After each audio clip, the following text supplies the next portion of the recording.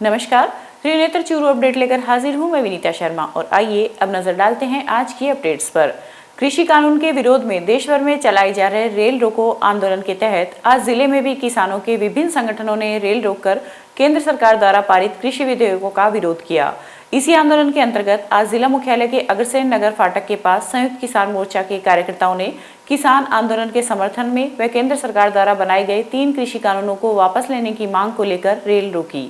संयुक्त किसान मोर्चा के जिला संयोजक निर्मल प्रजापत के नेतृत्व में हुए आंदोलन में प्रजापत ने कहा कि किसान आंदोलन के समर्थन में आज 12 बजे से 4 बजे तक ट्रेन रोकने का कार्यक्रम है। साथ ही उन्होंने कहा कि जब तक किसान विरोधी तीनों कानून वापस नहीं लिए जाएंगे तब तक किसानों का आंदोलन जारी रहेगा। वहीं इस दौरान सुरक्षा व्यवस्था को मद्देनजर रखते हुए पुलिस जाब्ता भी तैनात रहा। संयुक्त किसान मोर्चा की तरफ से आज पूरे देश के अंदर दोपहर 12 बजे से 4 बजे तक रेल रोको आह्वान किया गया है, जिसको लेकर चूरू जिले के संयुक्त मोर्चा ने यहाँ पे अग्रसेन फाटक के ऊपर रेल रोकने का कार्यक्रम किया है। और पूरे जिले के अंदर संयुक्त मोर्चा ने जो आह्वान किया था कि सभी स्टेट हाईवे और नेशनल हाईवेों को टोल मुक्त किया जाएगा, जिसको लेकर के जगह जगह किसान पंचायतें कर सभी हाईवेों को आने वाली 21 तारीख तक टोल मुक्त किया जाएगा। और 23 तारीख को सरदार शहर के अंदर किसान महापंचायत हजारों की संख्या में इकट्ठा होकर के किसान करने जा रहे हैं, जिसमें राकेश टिकैत सहित राष्ट्रीय स्तर के किसान आंदोलन के नेता इसको संबोधित करेंगे। सुजानगढ़ में भी कृषि कानूनों के विरोध में किसानों ने देशव्यापी रेल रोको आंदोलन का समर्थन करते हुए रेलवे स्टेशन पर 4 घंटे तक प्रदर्शन किया। अखिल भारतीय किसान समन्वय समिति के बैनर तले किसानों ने केंद्र सरकार के खिलाफ नारेबाजी करते हुए सरकार से हठधर्मिता छोड़कर कृषि कानून वापस लेने की मांग की है। किसान नेता रामनारायण रुलानिया ने धरने को संबोधित करते हुए कहा कि जब तक तीनों कृषि कानूनों को वापस नहीं लिया जाएगा तब तक किसान यूं ही आंदोलन करते रहेंगे। इस दौरान बड़ी संख्या में क्षेत्र के किसान मौजूद थे।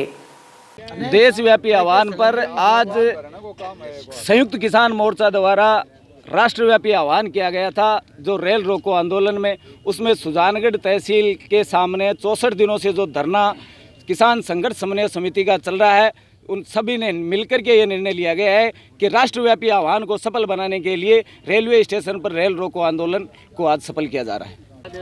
किसानों के लिए हमेशा कांग्रेस ने काम किया है। कांग्रेस ने किसानों के जितने भी उनके भले के लिए हमेशा लड़ाई लड़ी है। स्वतंत्रता संग्राम की लड़ाई हो, इस देश को बनाने की लड़ाई हो। लेकिन जो ये काले कानून लाने वाली जो ये मोदी सरकार है, अंग्रेज़ों की दलाली सरकार करने वाली लोग हैं, इनके वंशज जो 2 अंग्रेज़ों की कंपनियों के लिए, जिन्होंने ब्रिटिश कंपनियों के लिए काम किया, आज वैसे ही 2 पूंजीपतियों के लिए काम करना चाहते हैं। पूरे देश की ज़मीन इन पूंजीपतियों के यहाँ गिरवी रखना चाहते हैं। भंडारण क्षमता का कानून हो, चाहे धान उपज का जो एग्रीमेंट का कानून हो, ये सभी कानून किसानों को ख़त्म करने वाला कानून है। किसान अपने हक की लड़ाई लड़ रहा है, अपने धान, अपने मान, अपने सम्मान की लड़ाई लड़ रहा है। मैं दिल्ली जाने के लिए सुजानगढ़ स्टेशन पे आया और यहाँ पता चला कि भाई किसान आंदोलन के कारण गाड़ियों का कोई पता नहीं है कि कब तक आएगी। अब काफ़ी लोग यहाँ इकट्ठे हो रखे हैं कि भाई जाना है, बाकी उनको गाड़ी नहीं होने जाएंगे कैसे, इसलिए परेशान हो रहे हैं। अब देखें कब तक गाड़ी आएगी और कब तक हम जा पाएंगे। रेल रोको आंदोलन का असर आज रतनगढ़ में भी देखने को मिला, जहां किसान पटरियों पर डटे हुए हैं। वहीं दूसरी ओर ट्रेनों का ठहराव रतनगढ़ जंक्शन पर करवाया गया है। दिल्ली जोधपुर सालासर एक्सप्रेस तथा बीकानेर दिल्ली एक्सप्रेस रेल आंदोलन के चलते शाम 4 बजे बाद ही गंतव्य के लिए रवाना हुई। वहीं पड़ीहारा में भी दर्जनों किसान रेल पटरियों पर जमे रहे। आंदोलन के चलते यात्रियों को काफी परेशानियों का सामना करना पड़ा। हमें आगे जिसमें बेंगलोर जाना था। अच्छा, अभी दिल्ली के लिए ट्रेन हम पकड़ रहे थे, लेकिन ये ऑलरेडी 2 घंटे 3 घंटे डिले है। आप कहाँ से रहे हैं? यहीं से रतनगढ़ से। और आपको दिल्ली जाना है? हाँ, दिल्ली जाना। आपको सर क्या दिक्कत हो रही है अभी? दिक्कत हो रही है सर, ये डिले आगे हमारा, जैसे कर्नाटका एक्सप्रेस पकड़ना है हमें 8:30 बजे, लेकिन ये जिस हिसाब से ये बता रहे हैं 3 बजे तक चलेगी, तो वो तो आगे से निकल। किसी और की आज़ादी किसी और का सबसे बड़ा सबक बन जाती है इसी चीज़ के पीछे कि उससे बहुत ज़्यादा तकलीफ़ हो जाती है इस चीज़ के पीछे कि वो अपना पूरा मेंटल प्रेशर, पूरा माइंड लेकर कुछ काम करने जाए और बीच में ऐसी जगह स्टक हो जाए जहाँ उसे पता भी नहीं है कि मैं कितनी देर तक रुकने वाला हूँ, कितनी देर तक यहाँ खड़ा रहने वाला हूँ।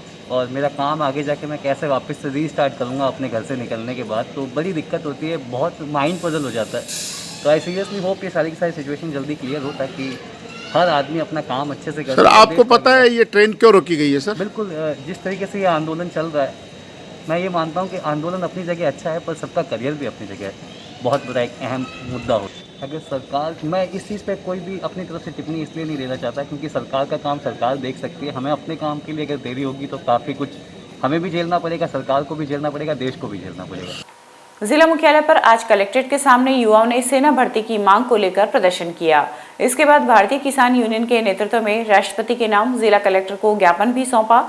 इस दौरान युवाओं ने कहा कि भारतीय सेना द्वारा हर वर्ष की भांति मुख्यालय पर सेना भर्ती का आयोजन किया जाता है, लेकिन कोरोना महामारी के चलते इस वर्ष देरी से भर्ती का आयोजन किया जा रहा है। वहीं झुंझुनू में आयोजित भर्ती को रद्द कर दिया गया है। इसी के विरोध स्वरूप आज हमने जिला मुख्यालय पर प्रदर्शन करते हुए जल्द भर्ती करवाने की मांग हेतु ज्ञापन सौंपा है। इस दौरान बड़ी संख्या में युवा मौजूद थे। आज हम महामहिम राष्ट्रपति महोदय को जिला कलेक्टर के माध्यम से ज्ञापन देंगे। जो राजस्थान के जितने भी सेना भर्ती मुख्यालय हैं उन पे सब पे सेना भर्ती का आयोजन हो गया, लेकिन झुंझुनू जिला मुख्यालय पे सेना भर्ती का आयोजन नहीं हुआ। दूसरा मुद्दा हमारा ये है, कोरोना की वजह से ये जो भर्ती देरी से हो रही है, इसमें जो योग्य अभ्यर्थी थे जिनकी आयु पूरी हो गई थी, अब उनको आयु सीमा में छूट मिले, ये दोनों मुद्दे हैं। इनको लेकर के हम आज कलेक्टर साहब के माध्यम से राष्ट्रपति महोदय को ज्ञापन देंगे कि झुंझुनू जिला मुख्यालय पर मार्च माह के अंदर सेना भर्ती का आयोजन करवाया जाए और योग्य अभ्यर्थियों को आयु सीमा में छूट दी जाए। मेरा नाम संदीप कुमार है। मैं बच्चों को तैयारी करवाता हूँ आर्मी की। पिछले लगभग 2 साल हो जाएंगे अगस्त में। पिछले 2 सालों से कोई रैली भर्ती नहीं हो रही है। राजस्थान में लगभग जिलों की भर्ती हो चुकी है। अब झुंझुनू जो BRO है उसकी भर्ती अभी तक कोई संभावना नहीं है। पिछले अगस्त में जो फॉर्म भरे गए थे वो भी रद्द कर दिए गए हैं। आगे कोई संभावना नहीं है। तो मेरा तो कहना ये है कि जो भर्ती आगे हो उसमें जो योग्य विद्यार्थी हैं उनको आयु सीमा में छूट मिले और जल्द से जल्द भर्ती हो। तारानगर नगर पालिका के नवनिर्वाचित पालिका अध्यक्ष प्रियंका ने आज अपना पदभार ग्रहण किया। विधायक नरेंद्र बुडानिया की मौजूदगी में EO अरुण कुमार सोनी ने चेयरमैन को पदभार ग्रहण करवाया। इस अवसर पर पंडित गोपाल शास्त्री ने वैदिक मंत्रोच्चारण के साथ विधिवत पूजा अर्चना करवाई। इस दौरान उपाध्यक्ष संतोष स्वामी ने भी अपना पदभार ग्रहण किया।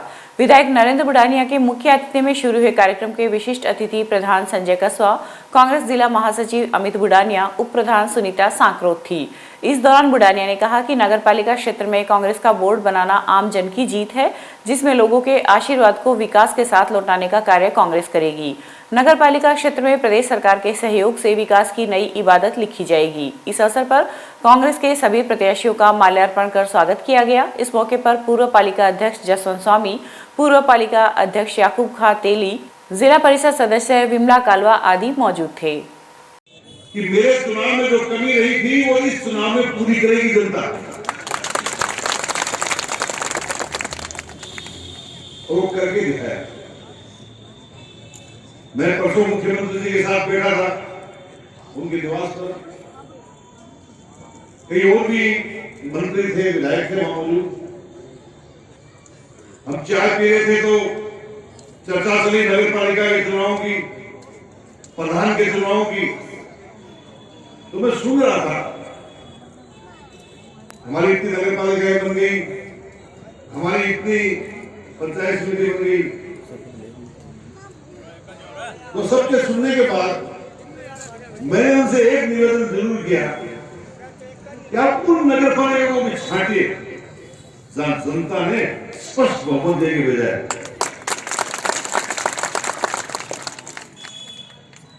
तारानगर के अंदर चाहे हमारी पंचायत समिति के चुनाव हो और चाहे नगर पालिका के चुनाव हो, हमें हाथ पकड़ने की जरूरत नहीं है।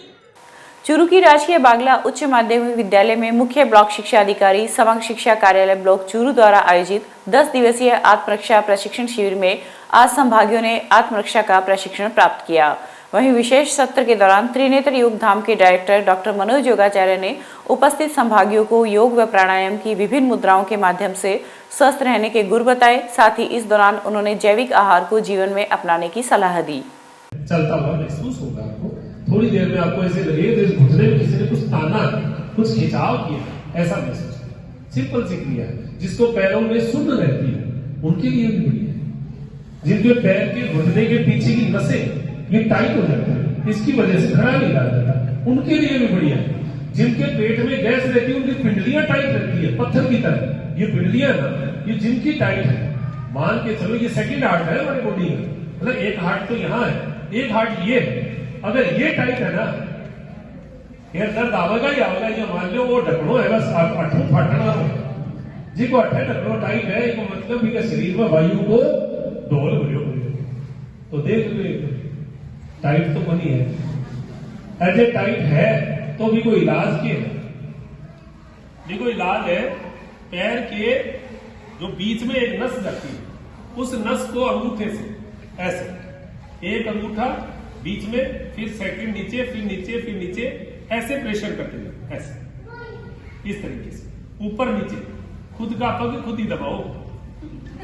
पहली बूढ़े का पग दबाना घरा जाता तो क्या होता दादी का पग दबा रहे हैं, सासरे का नहीं लुगाई के सासरे का नहीं पग दबाना कोई साबु है तो वह सासरे का नहीं पग दबा रहे हैं तो वह पग दबाता ही मेरे मुर्जा बीगड़ी किसी है। चूरू अग्रसेन नगर में जयपुर ओवरब्रिज को खोलने व अग्रसेन नगर के अंदर से गुजरने वाले भारी वाहनों को बंद करवाने के लिए अग्रसेन नगर सहित आसपास के कॉलोनी वासी पिछले कई दिनों से अनिश्चितकालीन धरने पर बैठे हैं। इस दौरान समिति के अध्यक्ष बनवारी लाल शर्मा ने कहा कि जब तक प्रशासन भारी वाहनों का स्थान यहां से नहीं बदलेगा तब तक शांतिपूर्ण धरना जारी रहेगा। समिति के उपाध्यक्ष डॉक्टर रविकांत शर्मा ने कहा कि बार बार प्रशासन को ज्ञापन दिया जा रहा है लेकिन प्रशासन कोई सुनवाई नहीं कर रहा है। इस अवसर पर आकाश ओझा, ललित टिमटिमिया, आनंद जोशी, सत्येंद्र जोशी, मोहनलाल शर्मा आदि उपस्थित थे।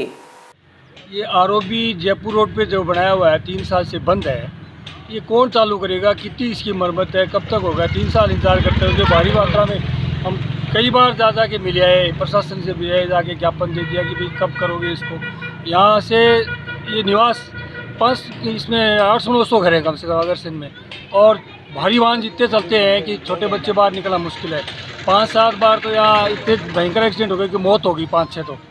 अब किसके पास जाए ये पता नहीं चलता। अब धरना दिया 11 तारीख से धरना दे रखा है, कोई सुनता नहीं है, किसके पास लगाए? आपका नाम? सागरमल बाजार, संघर्ष समिति संयोजक।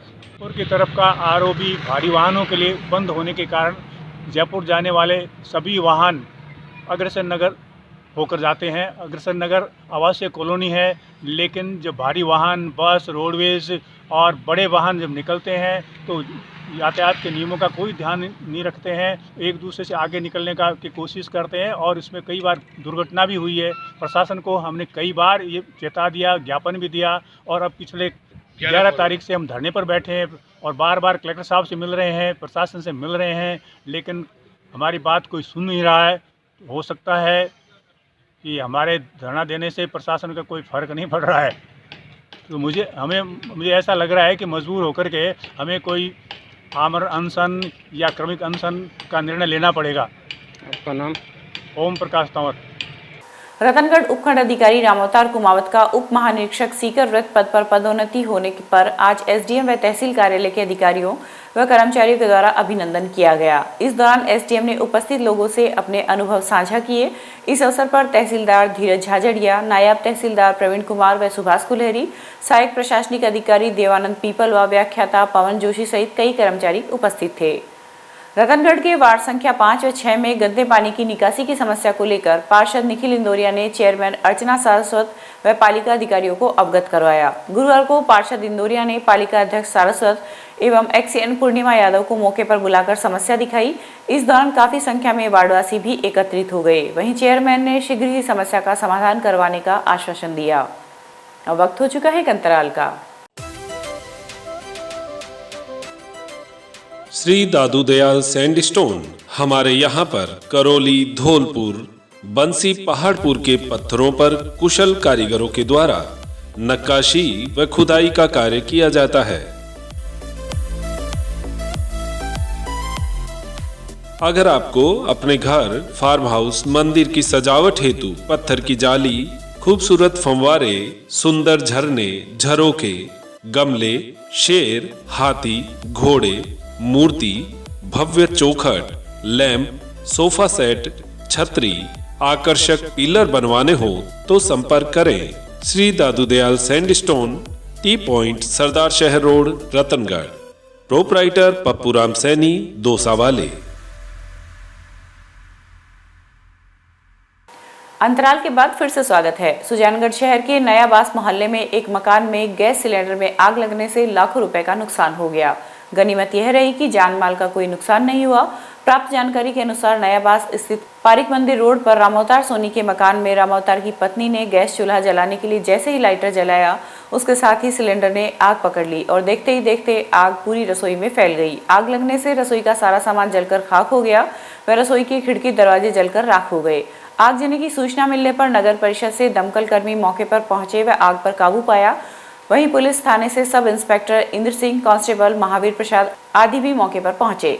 नयाबास में रामावतार सोनी का मकान है और बाताजी मंदिर गली के पास में है। इसमें करीब रसोई के सिलेंडर में आग लगने से करीब 1.5-2 लाख रुपए का नुकसान हुआ है और छत भी गिर गई है रसोई की और पट्टियां भी टूट गई है और अभी देख रहे हैं क्या क्या आइटम और टूटे हैं। सिलेंडर पूर्ण तरह फट गया है आग लगने से। आग पर कैसे काबू पाया गया? आग पे सिलेंडर एकदम बंद हो गया था। बंद होने के साथ साथ ही दमकल आ गई थी। 20 मिनट लग गए थे दमकल को आने में। उस टाइम तक सिलेंडर की गैस खत्म हो गई थी। सिलेंडर फट गया है पूरी तरीके से। छापर थाना अंतर्गत एक गांव में 6 साल की बच्ची के साथ 23 वर्षीय एक युवक ने दुष्कर्म करने का प्रयास किया।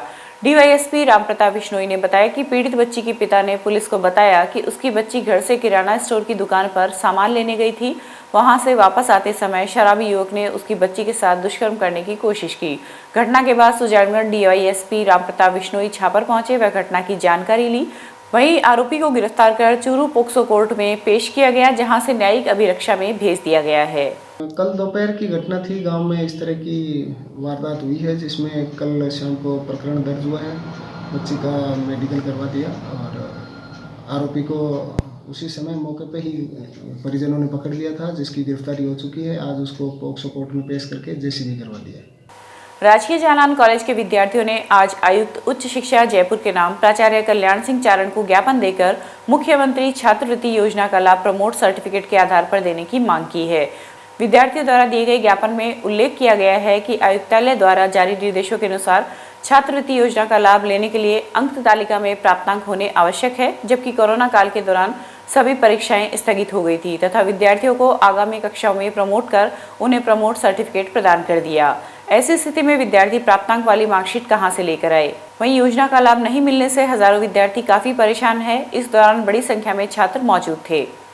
विद्यार्थियों ने मांग की है कि मुख्यमंत्री छात्रवृत्ति योजना में जो नवीनीकरण के आवेदन पत्र हैं वो प्रमोट सर्टिफिकेट के आधार पर स्वीकृत किए जाएं, जबकि आयुक्तालय का आदेश ये है कि प्राप्तांक प्रतिशत का प्रमोट सर्टिफिकेट या अंक तालिका लगाई जाए।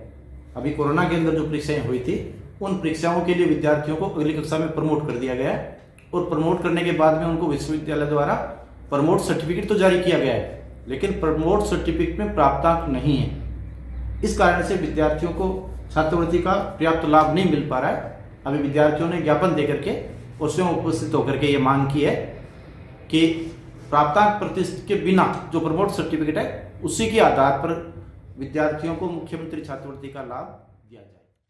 सरदार शहर में विधायक भंवरलाल शर्मा ने बुधवार शाम शहर में चल रही इंदिरा रसोई योजना का आकस्मिक निरीक्षण किया। इस दौरान विधायक ने रेलवे स्टेशन के पास स्थित इंदिरा रसोई पर आम आदमी की तरह रजिस्ट्रेशन करा, फोटोयुक्त पर्ची प्राप्त कर 8 रुपए की रसीद कटाई, भोजन की थाली लेकर एक चपाती सब्जी व अन्य सामग्री टेस्ट कर भोजन की गुणवत्ता जांची तथा आवश्यक दिशा निर्देश दिए। वहीं संचालक को साफ सफाई की व्यवस्था बेहतर बनाए रखने व पर्याप्त प्रचार प्रसार करने के निर्देश दिए। इस अवसर पर पालिका अध्यक्ष राजकरण चौधरी, कांग्रेस नगर अध्यक्ष महावीर माली व फारूक जान मोहम्मद आदि उपस्थित थे। मुझे यहाँ की प्रसन्नता हुई, जैसा खाना घर में मिलता है वैसा ही बढ़िया खाना यहाँ मिल रहा है। गर्मा गर्म चपाती, एक दाल, उसमें साथ में अचार भी, और अचार तो मेरे समझे जल्दबाजी में हमें मिला नहीं, और जो खाना में मिला तो खा के संतुष्ट है। जल जीवन मिशन के तहत गठित ग्राम जल एवं स्वच्छता समिति का 1 दिवसीय प्रशिक्षण ढाडरिया बणी रोहतान के राजीव गांधी सेवा केंद्र पर सरपंच पूनम कंवर की अध्यक्षता में आयोजित किया गया। ग्राम पंचायत सरपंच ने ग्रामीणों को जल जीवन मिशन योजना को सफल बनाने का आह्वान किया एवं ग्राम जल एवं स्वच्छता समिति सदस्यों को टीम वर्क से काम करने व अधिक से अधिक लोगों को सहभागिता के लिए प्रेरित करने पर बल दिया। इस दौरान जन स्वास्थ्य अभियांत्रिकी विभाग के जिला मानव विकास सलाहकार राजू राम शर्मा ने जल जीवन मिशन के उद्देश्यों, ग्राम जल एवं स्वच्छता समिति की भूमिका एवं जिम्मेदारियों पर प्रकाश डाला। जिला कलेक्टर सावनवल वर्मा ने कहा है कि विकास अधिकारी ग्रामीण विकास एवं पंचायती राज से जुड़ी योजनाओं की मॉनिटरिंग और समुचित क्रियान्वयन की ओर विशेष ध्यान दें, ताकि सरकार की मंशा के मुताबिक इन योजनाओं का लाभ ग्रामीणों को मिले और गाँव के विकास को समुचित गति मिले। जिला कलेक्टर गुरुवार को कलेक्टर सभाकक्ष में पंचायत समिति विकास अधिकारियों की बैठक को संबोधित कर रहे थे। उन्होंने कहा कि प्रधानमंत्री आवास योजना, सामाजिक सुरक्षा पेंशन एवं जन आधार योजना सहित विभिन्न फ्लैगशिप योजनाओं के क्रियान्वयन पर जोर दे और देखे कि इन योजनाओं का लाभ पात्र एवं जरूरतमंद लोगों तक पहुंचे। बैठक के दौरान स्वच्छ भारत मिशन समन्वयक श्यामलाल शर्मा, एक्सीएन रमजान अली, वरिष्ठ विधि अधिकारी सुखदेव सिंह, बीडीओ संत कुमार सहित जिला परिषद के अधिकारीगण, विकास अधिकारी एवं अन्य संबंधित अधिकारी मौजूद थे। चूरू आदर्श विद्या मंदिर के प्रांगण में कल सूर्य सप्तमी के अवसर पर सूर्य नमस्कार का आयोजन किया जाएगा। क्रीड़ा भारती के झुंझुनू विभाग संयोजक शरद कुमार शर्मा ने बताया कि सूर्य सप्तमी के पुनीत अवसर पर भगवान श्री सूर्य की आराधना स्वरूप सूर्य नमस्कार का आयोजन किया जा रहा है, जिसमें क्रीड़ा भारती के चूरू जिला संयोजक नरेंद्र सिंह राठौड़ की देखरेख में यह कार्यक्रम संपादित होगा। वहीं इस दौरान कोविड-19 के तहत जारी गाइडलाइन की विशेष पालना की जाएगी। कल सूर्य सप्तमी पर क्रीड़ा भारती संगठन द्वारा देश भर में कई आयोजन किए जाएंगे। इसी क्रम में अपने चूरू में पंडित दीनदयाल उपाध्याय सभागृह में या उसके सामने मैदान में चूरू जिले के जिला संयोजक नरेंद्र सिंह जी राठौड़ के नेतृत्व में सूर्य नमस्कार किया जाएगा। सूर्य सप्तमी पर भगवान सूर्य को प्रसन्न किया जाएगा। ज्योतिष की दृष्टि से भी भगवान सूर्य सभी राशियों का गुरु होता है और सूर्य नमस्कार का हमारे जीवन में बहुत महत्व है। यह हमारे ऋषि मुनियों की प्राचीन देन है। इनमें शरीर के सभी अंगों का व्यायाम होता है, श्वास की तीनों क्रियाओं का प्रयोग होता है और कहा भी गया है, आदितस्य नमस्कारान ये कुर्वन्ति दिने दिने आयुर प्रज्ञा बलम वीर्यम तेजस तेसाम चचायते। चूरू की बालिका उच्च माध्यमिक आदर्श विद्या मंदिर में आज गार्गी पुरस्कार तथा इंदिरा प्रियदर्शनी पुरस्कार प्राप्त करने वाली छात्राओं का सम्मान किया गया। प्रधानाचार्य सरिता शर्मा ने बताया कि बालिका शिक्षा फाउंडेशन द्वारा प्रतिवर्ष बसंत पंचमी पर दिया जाने वाला इंदिरा प्रियदर्शनी पुरस्कार, जिसमें 75,000 की राशि दी जाती है, विद्यालय की कक्षा 10वीं की छात्रा खुशबू सैनी ने यह पुरस्कार प्राप्त किया है तथा कक्षा 10वीं की 40 व कक्षा 12वीं कला वर्ग में 15 व विज्ञान वर्ग में 13 छात्राओं को गार्गी पुरस्कार प्राप्त हुआ है।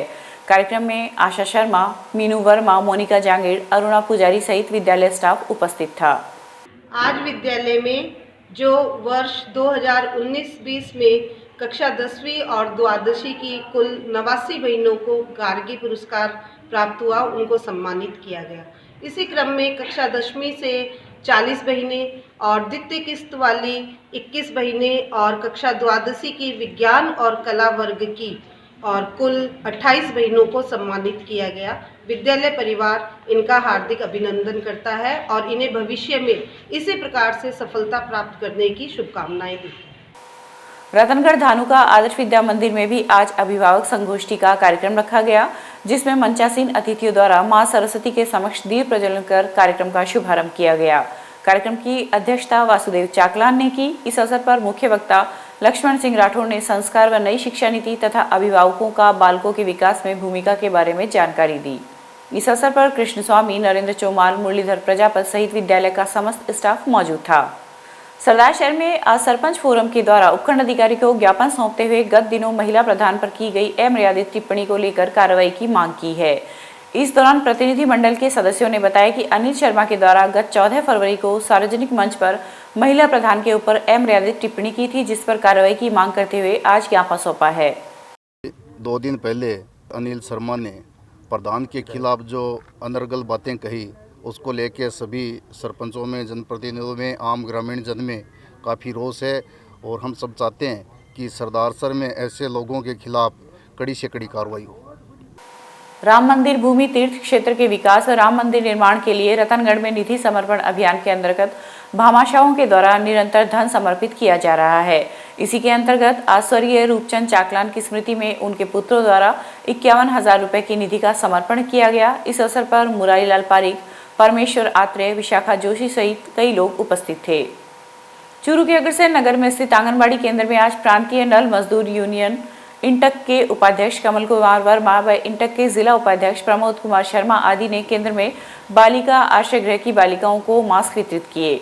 इस दौरान वर्मा ने कहा कि ऐसे बच्चों की सेवा करना ही मानव का धर्म है। इस अवसर पर बालिका आश्रय गृह की अधीक्षक भंवरी देवी आदि उपस्थित थे। आज दिनांक 18/2/2021 को बालिकाओं को प्रांतीय नल मजदूर यूनियन इंटक चूरू द्वारा बालिका आश्रय गृह में प्रवेशित बालिकाओं को मास्क एवं बिस्किट वितरित किए और साथ में ही उनके अच्छे भविष्य की कामना।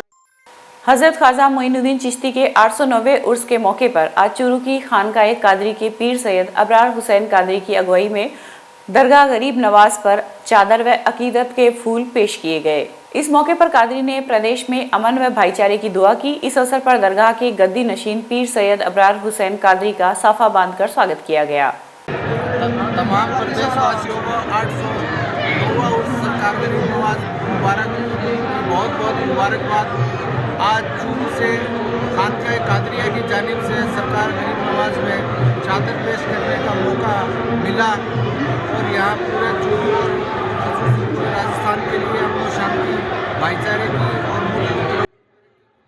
रतनगढ़ मेगा हाईवे पर आईटीआई के पास बुधवार की रात बाइक और कार की भिड़ंत में 2 युवक घायल हो गए।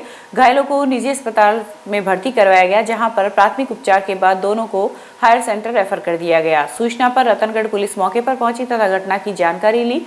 पुलिस ने बताया कि गांव नूसरिया निवासी सुभाष व लालचंद कार्यवश रतनगढ़ आए हुए थे तथा बुधवार की रात बाइक पर सवार होकर अपने गाँव जा रहे थे कि आईटीआई के पास सामने से आ रही कार से उनकी भिड़ंत हो गई। घटना में बाइक सवार दोनों युवक घायल हो गए। ये था आज का चूरू अपडेट। कल फिर हाजिर होंगे नई अपडेट के साथ। अब दीजिए इजाजत। नमस्कार। श्री दादू दयाल सैंडस्टोन हमारे यहाँ पर करौली, धौलपुर, बंसी, पहाड़पुर के पत्थरों पर कुशल कारीगरों के द्वारा नक्काशी व खुदाई का कार्य किया जाता है।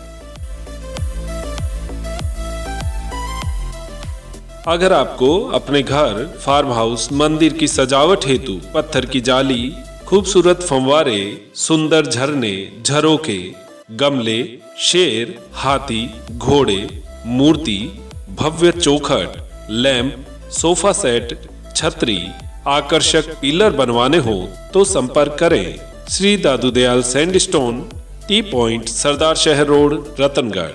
प्रोपराइटर पप्पूराम सैनी, दोसा वाले।